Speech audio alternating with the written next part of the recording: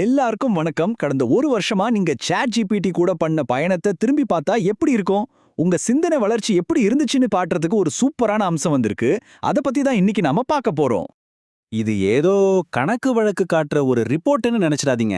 இது ஒரு கலைக்கூடம். ஆனா யாருடையது? உங்களுடையது. உங்க சிந்தனைகளாலேயே உருவாக்கப்பட்ட ஒரு பர்சனல் கேலரி. உங்க மூளைக்குள்ள போன ஒரு வருஷமா என்னவெல்லாம் ஓடுச்சுன்னு திரும்பி பார்க்க ஒரு வாய்ப்பு. இதோட நோக்கம் ரொம்ப சிம்பிள். அங்கன்னும் இங்கன்னுமா சிதறி கிடந்த உங்க ஐடியாஸ் எப்படி ஒரு கோர்வையான முழுமையான யோசனையா மாறிச்சுன்னு காட்டுறது தான். சோ இது நீங்க எவ்வளவு வேலை செஞ்சீங்கன்னு சொல்றதுக்கு இல்ல, நீங்க எப்படி யோசிச்சீங்க, உங்க சிந்தனை எப்படி வளர்ந்துச்சுன்னு காட்டுறதுக்கு. சரி, இத ஒரு உதாரணத்தோட இன்னும் நல்லா புரிஞ்சுக்கலாம். நம்மள மாதிரி யூசர்ஸா அவங்க யோசிக்கிற விதத்தை வச்சு சாட் ஜிபிடி சில ஆர்கிடைப்களா, அதாவது சில குணாதிசயங்களா பிரிக்குது. அதுல ஒன்ன பத்தி இப்ப நாம ஆழமா பார்க்கலாம். ஆமா, இந்த இயர் இன் ரிவ்யூ என்ன பண்ணுதுன்னா, போன ஒரு வருஷமா நீங்க சாட் ஜிபிடியை எப்படி யூஸ் பண்ணீங்கன்னு அனலைஸ் பண்ணி உங்களை ஒரு குறிப்பிட்ட ஆர்கிடைப்ல பொறுத்துது. சிம்பிளா சொல்லணும்னா உங்க திங்கிங் ஸ்டைல் என்னன்னு இது கண்டுபிடிச்சு சொல்லும். இன்னைக்கு நாம பார்க்க போற அந்த ஸ்பெஷல் ஆர்கிடைப் தி ஆர்கிடெக்ட். தமிழ்ல சொன்னா கட்டிட கலைஞர். இவங்க யாரு, இவங்களோட ஸ்பெஷாலிட்டி என்ன, வாங்க பார்க்கலாம். வெறும் 3.9%. பார்த்துக்கோங்க, சாட் ஜிபிடி யூசர்ஸ்ல இவ்ளோ கம்மியான சதவீதம் பேர் தான் இந்த ஆர்கிடெக்ட் கேட்டகரியில வராங்க. அப்படின்னா அவங்க கிட்ட ஏதோ ஒரு தனித்துவமான குணம் இருக்கு இல்லையா? ஆர்கிடைப்போட இதயத்துக்கே இப்ப நாம போக போறோம். அது என்னன்னா, ஒண்ணுக்கு ஒண்ணு சம்பந்தமே இல்லாத மாதிரி தெரியற ரெண்டு சக்திகளோட ஒரு அற்புதமான கலவை தான் அது. இப்போ இங்க பாத்தீங்கன்னா ஒரு ஆர்கிடெக்ட் எப்படி யோசிக்கிறாங்கன்னு ரொம்ப அழகா பிரிச்சு காட்டியிருக்காங்க. ஒரு பக்கம் டெக்னிக்கல் டிசிப்ளின், அதாவது கணக்கு, லாஜிக், துல்லியம்னு ஒரு இன்ஜினியர் மாதிரி மூளை வேலை செய்யுது. இன்னொரு பக்கம் கிரியேட்டிவ் இன்சைட், கலை, கற்பனை, புதுசு ஐடியாஸ்னு ஒரு ஆர்டிஸ்ட் மாதிரி யோசிக்கிறாங்க. இந்த ரெண்டும் ஒன்னா சேரும்போது என்ன நடக்கும்? அதுதான் மேஜிக். நீங்க ஒரு இன்ஜினியரோட இதயத்தோட ஒரு சிஸ்டத்தை உருவாக்குறீங்க. அடடா, என்ன ஒரு வரி! இதுலேருந்து என்ன புரியுது? அவங்களோட அந்த துல்லியம், அந்த பெர்ஃபெக்ஷன், அது வெறும் கணக்கு வழக்குல இருந்து வரல. அவங்க செய்யற வேலைய மேல இருக்கிற ஒரு ஈடுபாட்டுல இருந்து, ஒரு பேஷன்ல இருந்து வருது.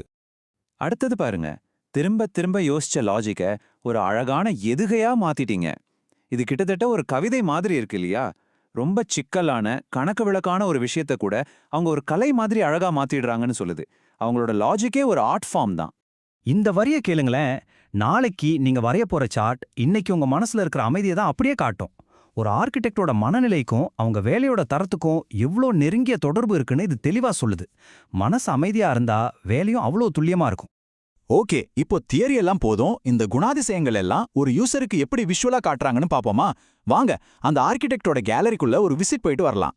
இங்க பாருங்க, ஒரு ஆர்கிடெக்டோட ஒர்க் ஸ்பேஸ் எப்படி இருக்கும்னு காட்டுறதுக்காகவே ஒரு அழகான ஆர்ட் ஒர்க் கிரியேட் பண்ணிருக்காங்க. அதோட பேரு விளக்கப்பட கோடுகளும் காஃபி கோப்பையும் கொண்ட ஸ்டில் லைஃப். அவங்களோட உலகத்தை அப்படி ஒரு படத்துல கொண்டு வந்துட்டாங்க. வெறும் டேட்டா சார்ட்ஸ்னு காட்டாம உங்க ஒரு வருஷ உழைப்பையே ஒரு கவிதையா தொகுத்து கொடுத்தா எப்படி இருக்கும்? அட ஆமாங்க, இந்த இயர் இன் ரிவ்யூ அதையும் பண்ணுது. இது உண்மையிலேயே ரொம்ப கிரியேட்டிவான ஒரு விஷயம். அது மட்டும் இல்ல, உங்க பழக்க வழக்கங்களை வச்சு இந்த மாதிரி சில ஃபார்ச்சூன் கார்ட்ஸ் மாதிரி குறிப்புகளையும் கொடுக்குது. இது என்ன சொல்லுதுன்னா, நீங்க எப்போ ஒரு விஷயத்துல இருந்து விலகி போறீங்களோ அப்போதான் உங்க மனசுக்குள்ள ஒரு தெளிவு பிறக்குதுன்னு சொல்லுது. இதை உங்க பேட்டர்ன்ல இருந்து எடுத்த ஒரு சின்ன இன்சைட். இன்னொரு அருமையான குறிப்பை பாருங்க, எல்லாத்தையும் பெர்ஃபெக்ட்டா செய்யணுங்கிற எண்ணத்தை கைவிடும்போது தான் புது கண்டுபிடிப்புகள் நிகழும்னு சொல்லுது. சில சமயம் நாம உருவாக்குற சிஸ்டமே நமக்கே சில விஷயங்களை கத்துக் கொடுக்கும். அந்த முழுமை இல்லாததுல கூட ஒரு அழகு இருக்கு இல்லையா? இது ஆர்கிடெக்டோட திறமைக்கு ஒரு சூப்பர் உதாரணம். அவங்க உருவாக்குற ஒரு அமைப்பு, ஒரு சிஸ்டம், அது தன்னைத்தானே விளக்கிக் கொள்ளும். அதுக்கு தனியா ஒரு எக்ஸ்பிளனேஷன் தேவையில்லை. அந்த அளவுக்கு தெளிவா இருக்கும். இவ்வளவு கதை, கவிதை, ஆர்ட் ஒர்க்னு பார்த்தோம். ஆனா இதெல்லாம் சும்மா கற்பனை இல்ல. எல்லாத்துக்கும் பேஸ் உங்க டேட்டா தான். இங்க பாருங்க, நீங்க ரொம்ப ஆக்டிவா இருந்த நாள் ஆகஸ்ட் 18ன்னு இது புள்ளி விவரத்தோட சொல்லுது. சோ இது உங்க உண்மையான உழைப்புக்கு கிடைச்ச ஒரு அங்கீகாரம். சரி, நாம இவ்ளோ நேரம் ஆர்கிடெக்ட் பத்தி பார்த்தோம். ஆனா இது அவங்களுக்கு மட்டும் இல்ல. இந்த அம்சத்தோட உண்மையான நோக்கம் என்ன? வாங்க அத பத்தி பேசி இந்த பகுதியை முடிக்கலாம். அப்போ இந்த மாதிரி ஒரு ரிவ்யூவால என்ன பயன்? 1, உங்க அறிவு வளர்ச்சி எப்படி இருந்துச்சுன்னு நீங்களே திரும்பி பார்க்கலாம். 2, சிதறி கிடந்த உங்க ஐடியாஸ் எல்லாம் எப்படி ஒரு முழு வடிவத்துக்கு வந்துச்சுன்னு விஷுவலா பார்க்கலாம். 3, உங்க வேலையில நீங்க கண்டுபிடிச்ச அந்த சின்ன சின்ன யுரேகா மொமெண்ட்ஸை கொண்டாடலாம். இது ஒரு வகையில உங்களுக்கு நீங்களே கொடுத்துக்கிற ஒரு பாராட்டு மாதிரி. உண்மையில உங்க கடந்த ஒரு வருஷமே ஒரு கதை மாதிரி தான். அப்போ அந்த கதையோட கருப்பொருள், அதாவது தீம் என்னவா இருக்கும்? ஒருவேளை உங்க கதையை கண்டுபிடிக்கிறதுக்கு இந்த அம்சம் ஒரு நல்ல தொடக்கமா இருக்கலாம்.